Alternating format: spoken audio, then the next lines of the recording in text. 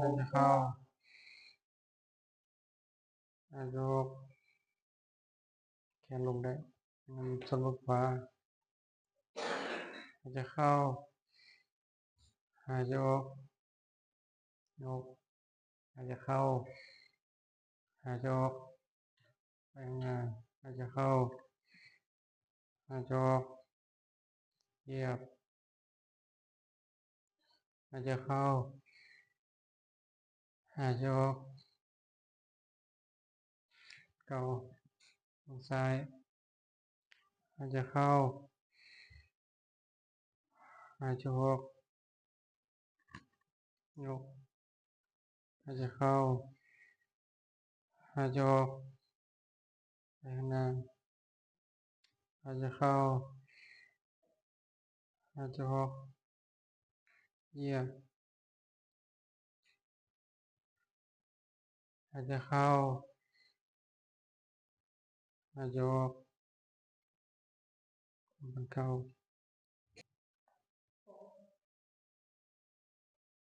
นั่งเขาก็นั่งสังเกตลมคือเก่าหายใจเข้าก็หูหายใจออกก็หูหายใจเข้าก็หูหายใจออกก็หูหายใจเข้าก็หูหายใจออกก็หูสัมผัสลมหายใจที่มันเข้ามันออกหายใจเข้าหายใจออกหายใจเข้าหายใจออกต่อเนื่อง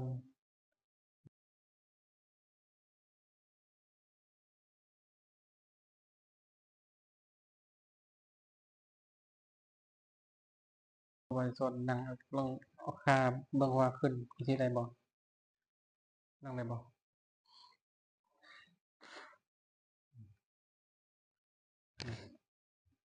นี่ใครใดนั่งลองหลังนั่งติดขาขวาทับขาซ้าย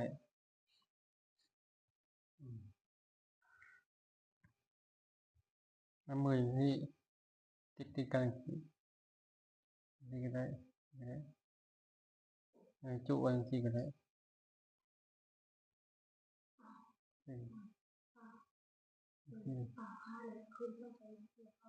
ได้บอกขาขวาทับขาซ้าย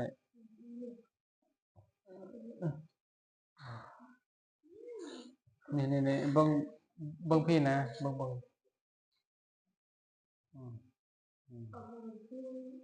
เราเฮ็ดบ่ได้บ่ได้บ่ได้บ่ได้ทำบ่ได้นั่งซี่เนี่ยบ่มันจึงห่างกายมันจึงทางมันดีบ่เนี่ยทังที่เขาก็หายใจเข้าหายใจออกหายใจเข้าหายใจออกหายใจเข้าหายใจออกเรานั่งท่านี้เวลาเรานั่งเดินหน้าหมดแล้วนั่งแบบนี้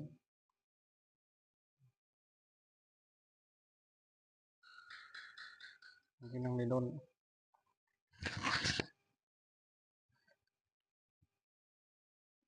เอาคนนี้ครับแผ่เมตตา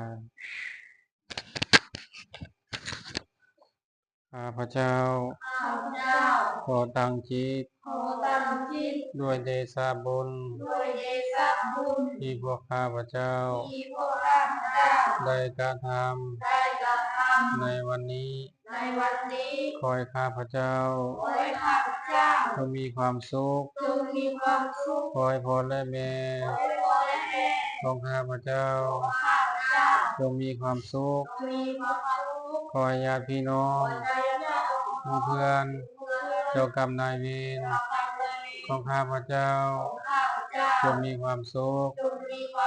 ขอให้เราเทวดาและสรรพสัตว์ทั้งหลายจงมีความสุขอย่าได้เบียดเบียน อย่าได้พยาบาทซึ่งกันและกันจงพ้นจากทุกข์ทั้งปวงด้วยเถิด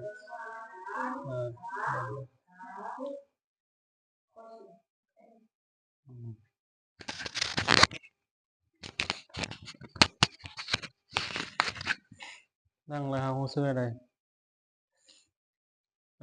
ถ้าบิดเนี่ยเขานั่งนี่มันก็จะประธานในหู้ซื้ออย่างหรอกต้องนั่งระดับชั่วโมงหนึ่ง2 ชั่วโมงมันจะรู้สึกเลยเป็นความเย็นเลยว่าสิพานได้นั่งบนง่ายเลยบอกนั่งกูบาเลยบอกตีนเตียงบอกส้นตีนเตียงมันละอย่างนั่งถ้าบิดนี่ตะกี้กูบาก็นั่งเบื้องต้นในนั่ง5 นาทีก็เปลี่ยนไปเป็น6เป็น7เป็น10เป็น20เป็น30ต่อไปก็นั่งเป็นชั่วโมงกูว่าค่อยนั่งเป็นชั่วโมงเลยชั่วโมงหนึ่ง2 ชั่วโมง3 ชั่วโมงนั่งจนว่าบริณนับมือพอละบริหมายถึงว่าบริณนับเลขนะบริณนับว่าจักชั่วโมงอาศัยการฝึกการนั่งตั้งแต่น้อยพุ่นกูว่าบวชเลยบวชแล้วก็นั่งเข้าพานั่งเลยถ้าเรานั่งสิเราจะได้ความอดทนเราจะได้ความอดทนตั้งแต่น้อยมันได้เปรียบตัวนี้ถ้าผู้ใดมาวัดเลยนะ1ก็จะได้ความอดทนหลังๆคือความอดทนแหละมานั่งถ้ามิดเขาก็ยังบ่สามารถจับจุดจับวิธีได้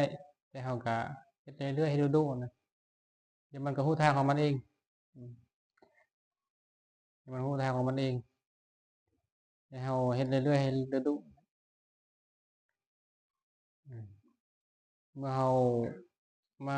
มาฝึกจนว่าเกิดความอดทนได้แล้วนี่เฮาออกจากวัดไปเฮาไปเจอเรื่องราวเนี่ยก็สบายบ่เจอทางนอกเรื่องราวทางนอกเรื่องน้อยๆนะเรื่องธรรมดาเลยนะ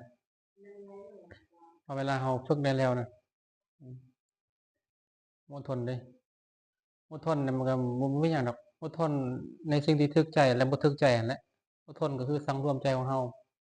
บ่ไปตามความอยากของเฮานั่นแหละหลักๆที่เฮาอดทนก็อดทน2อย่างนั่นแหละความถูกใจนั่นน่ะความมักบางอย่างเฮาก็ต้องห้ามมันน่ะบ่ความมักนั่นเช่นว่าเอาไปมักนะมักในสิ่งที่บ่ดีเฮาก็ต้องห้ามมันมักเนี่ยต้องเพิ่มก่อนเด้อมักแบบใดต้องมีความอดทนในการห้ามถ้าบ่ฝึกความอดทนนี่มันจะห้ามบ่ได้สุดท้ายก็ชีวิตเฮาก็เสียไปเลยเห็นบ่บางคนเห็นบ่กินยาก็มีฆ่าพ่อตีแม่ก็มีเห็นบ่เคยเห็นบ่ไปลักไปฆ่าคนก็มีเพราะว่าเฮาบ่มีความอดทนเด้อดทนบังคับใจตัวเองบ่ได้อดทนฝืนใจตัวเองบ่ได้เป็นขั้นอดทนห้ามความมักของตัวเองบ่ได้นะไปนำความมักเลยมันเป็นซั่น2นี่เฮาอดทนในเรื่องที่เฮาบ่มักเฮาบ่ต้องการเฮาบ่พอใจเฮาโมโหเฮาโทสะเฮาโกรธนั่นน่ะเฮาสามารถห้ามมันได้บ่ถ้าบ่ฝึกความอดทนนี่เฮาจะห้ามมันบ่ได้มาวัดมันจะได้ตัวนี้ได้ความอดทนนั่นแหละอดทนมันจะได้เปรียบมื้อนี้เฮาอดทนได้แล้วนี่ชีวิตเฮาก็มีแต่ทางเจริญแหละชีวิตเฮามีเจริญอย่างเดียวชีวิตเฮาก็จะแตกต่างจากหมู่ผู้ที่มีผู้ที่มีความอดทนนี่เขาก็สิเป็นคนที่เฮ็ดไปแล้วก็ชีวิตบ่ก้าวหน้านะชีวิตก็มีแต่ความทุกข์อะนะถ้ามีความอดทนนี่เฮาจะมีความก้าวหน้าชีวิตก็บ่ทุกข์ก็เป็นชีวิตคือกันล่ะใช้ชีวิตคือกันแต่ว่าต่างที่เฮาจะใช้ชีวิตแล้วเฮาจะบ่ทุกข์นะเฮาใช้ชีวิตแบบมีคุณค่าใช้ชีวิตแล้วมันจะดับความโกรธได้ดับความโกรธแม้แต่ความทุกข์ใจก็ตามมันก็ดับได้จุดประสงค์เด้ดับ2อย่างนี้ได้นี่ก็บ่ต้องไปทุกข์อีกบ่ต้องไปทุกข์บ่ต้องไปเกิด เมื่อไปทุ่มเรื่องเล่านะนั่งสมาธิอาจจะได้ตัวนี้จะได้ตัวนี้ แต่เราบ่เคยมาวัดบ่เคยนั่งสมาธินี่เราบ่ฮู้เลยว่าการนั่งสมาธิมันหยังความอดทนเป็นหยังนี่ว่าเวลาเราใช้ชีวิตทางนอกบัดนี้เราใช้ชีวิตแบบบ่มีธรรมะนะบ่มีความอดทนเลยเราก็ใช้ชีวิตก็มีแต่ความวุ่นวายหั่นน่ะมีความวุ่นวายพิดเถียงกันตีกันฆ่ากันรักของกันนอกใจกันเห็นบ่ตัวกันพยาบาทเบียดเบียนกันทำลายกันเพราะเราบ่มีธรรมะเลยเราใช้ชีวิตเนี่ยบ่มีความอดทนเราบ่ได้มาฝึกที่บัดใหญ่มามันก็มีแต่เรื่องนั่นแหละอนาคตก็มีแต่ความทุกข์คือความทุกข์การมีความอดทนเด้ถ้ามีความอดทนนี่มันสิได้เฮาเป็นผู้ที่งามเป็นผู้ที่สง่างามเด้ผู้ที่มีความอดทนบ่เบิ่งแล้วคืองามนะสิ่งที่เฮ็ดให้เฮางามนี่บ่แม่นว่าเฮาสิหน้าตาหล่อหรือว่างามแข็งงามรูปร่างหน้าตาดีงามภายนอกงามภายในคือความอดทนนั่นแหละขันติ1ความอดทน2เนี่ยโสรัจจะคือความมีความสังรวมหั่นนะสังรวมทางกายนี้บ่บ่เลี้ยวซ้ายเลี้ยวขวาแต่บ่นี่คือเท้านี่แม่นบ่มือแค่ไปนั่นไปนี่ถ้าบ่สังรวมนี่มันบ่งามเลยเห็นบ่อันนี้คือว่างามภายในเนี่ยมันมี2อย่างนี้งามภายในเด้อมี2อย่างอีก1นี่ขันติความอดทนแม่นบ่อดทนอันนี้2นี่โสรัจจะความสงบมันหมายถึงว่าความสังรวมหั่นน่ะความสงบทางกายเบิ่งก็เป็นตาเบิ่งแน่ว่าถ้ามีความอดทนเฮาเบิ่งก็บางคนก็กินเหล้าเมายาก็มีด่าลูกทางวาจาก็ด่าเขาไปทั่วทีปสินะแม่นบ่เว้าส่อเสียดเขาเว้าตัวเขาเว้าพยาบาทเขาในทางวาจาเนี่ยแม่นบ่มีความอดทนทางวาจามันก็เบิ่งก็เป็นตาซังนั่นแหละแม่นบ่ผู้นี้มีแต่สั่งเว้าหลายแม่นบ่เว้าก็เว้าทั่วทีปเป็นตาซังเว้ยเบิ่งเขาท่าทางเขากิริยาเขามื้อนี้คือดื้อแท้วะเป็นตาซังแม่นบ่บ่งามถ้าบ่มีขันติโสรัจจะคือความอดทนแล้วก็ความสงบเสงี่ยมสังรวมหั้นนะมันสิให้เฮาเป็นคนขี้ร้ายนะหน้าตางามอยู่แต่นิสัยเสียนะเขาว่าแม่นบ่หน้าตางามมีแต่นิสัยเสียก็หมายถึงนิสัยทางร่างกายของเฮาแหละร่างกายเฮานี่เฮ็ดบ่ดีบ่อยู่กับนิ่งบ่อยู่กับที่ทางวาจาก็บ่อยู่กับที่เว้าไปทั่วทีปก็เฮ็ดให้คนชังได้ให้เรามีขันติความอดทนนี้มันสิเฮ็ดให้เฮาเป็นคนที่งามหน้าตาขี้ร้ายอยู่แต่ว่าเฮ็ดให้เฮางามได้งามได้อันนี้เป็นงามภายในนี่งามภายนอกนั่นคือเฮาต้องไปแต่งเห็นบ่ไก่นี่งามย้อนขนคนนี่งามย้อนแต่งไก่เด้ไก่นี่ถ้าลกขนออกแล้วบ่งามมีขนแล้วจึงงามคนเฮาคือกันงามก็ภายนอกก็คืองามย้อนแต่งนั่นแหละต้องได้แต่งตัวน่ะประดับประดาร่างกายมันจึงงามขึ้นมาถ้าอาบน้ำเลยก็บ่งามบ่ปาเลยก็บ่งามนุ่งเสื้อขี้ร้ายก็บ่งามผมยุ่งสิก็บ่งามแม่นบ่ภายนอกนี่บ่ต้องประดับประดาแต่งแต่ว่าถึงจะงามภายในภายนอกนี่งามปานใดก็ตามหน้าตาหล่อเหลาอยู่งามดีอยู่ใส่เสื้อผ้างามอยู่แต่ว่ากิริยาท่าทางนี่ทางร่างกายนี่ความประพฤติน่ะบ่ดีบ่มีความนี่บ่มีความอดทนน่ะก็บ่งามคือเก่างามที่แท้จริงคือความอดทนนั่นแหละความอดทนน่ะมันเป็นความงามทางพระเพิ่นสอนแบบนี้เด้งามมันต้องมี2อย่างคือ1ความอดทน2คือโสรัจจะโสรัจจะคือความสังรวมความเสงี่ยม เข้มข้นพอนะเห็นบ่เฮาย่างไกลหน้าผู้ใหญ่นี่เฮาต้องบ่ย่างไกลหน้าพวกนี้เฮาต้องย่างเคารพเพิ่นจังนะย่างห่างๆแล้วก็ย่างเคารพเพิ่นย่างกับผู้ใหญ่เห็นบ่เฮ็ดให้เฮางามว่าย่างไกลนายพ่อแล้วย่างย่างเลยว่าการนาพ่อนาแม่น่ะย่างไปเลยเห็นบ่มีบ่มันจะได้เฮาบ่งามเด้อืมเอาไปเฮ็ดโตทางกายเอาไปเฮ็ดโตบ่ดีต่อพ่อต่อแม่ซี้นะหรือว่าครูบาอาจารย์ผู้สั่งสอนวิชาของเฮาทางวาจาเฮาก็เว้าแนวบ่ดีใส่เพิ่นนั่นน่ะมันจะได้เฮาบ่งามแบบนี้มีผู้ใดตีพ่อได้มีบ่บ่มีเนาะตีพ่อตีแม่เด้ที่ตีน้องตีน้องนี่มีเนาะตีอ้ายตีเอื้อยมีบ่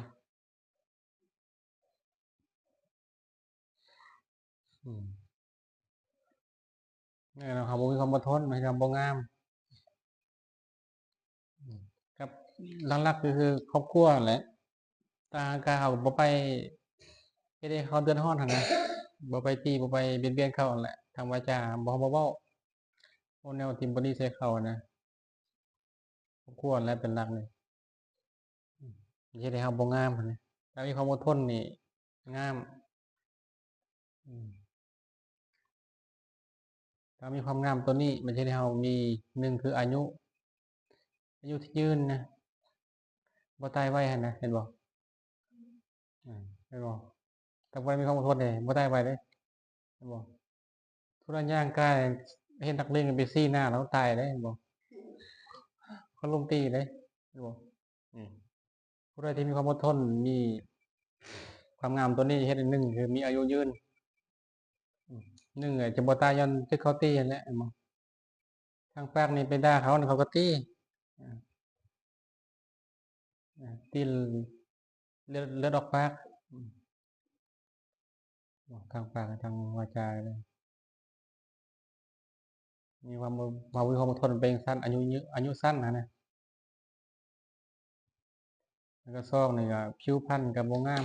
ขี้ร้ายนั่นน่ะมีความอดทนน่ะสมมุติว่า1นอนดึกจังนี้ก็ขี้ร้ายกินทั่วทีปลิ้นทั่วทีปแต่งตัวบ่สะอาดนี่มันเฮ็ดให้เฮาขี้ร้ายเห็นบ่2เฮ็ดให้ผิวพรรณเฮาบ่งาม1นี่อายุสั้น2ผิวพรรณบ่งาม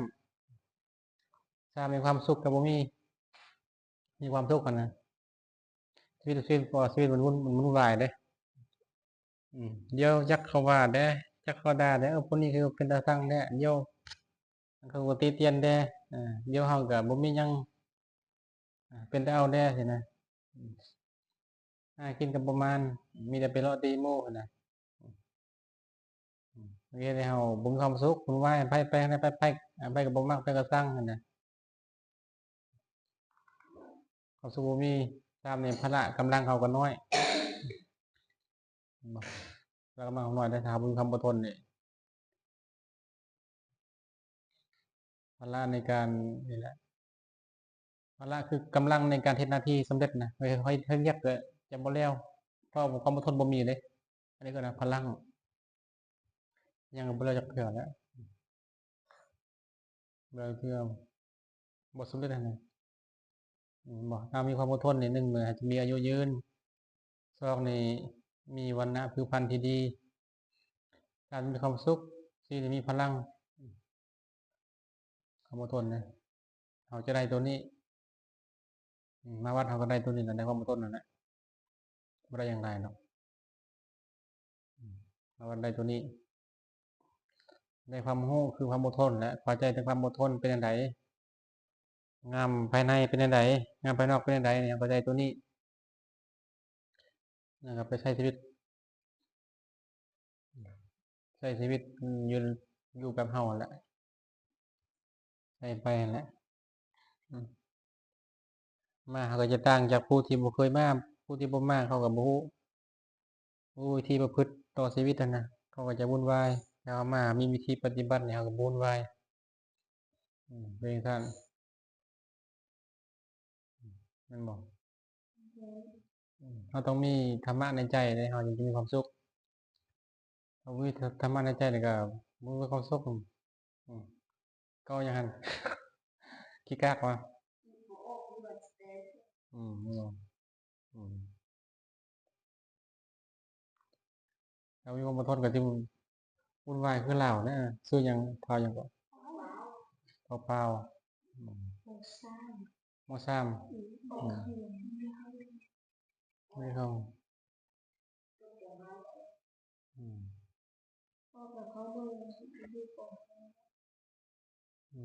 เข้าเข้าโมซ้ำแล้วออกคำมายุปห้า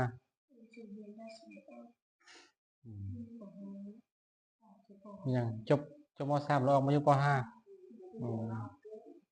อยู่ป.5กันได้อันดับหนึ่งที่กามูแล้วบ่บ่ได้วะได้ยังคนในเมืองมาได้ทางใดยังก็คนเมืองคนอยู่ในเมือง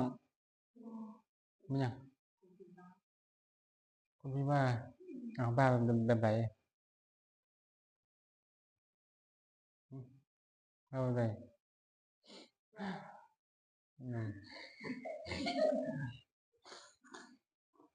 บ่ได้บ้าสิบ่เราเป็นคนปกติ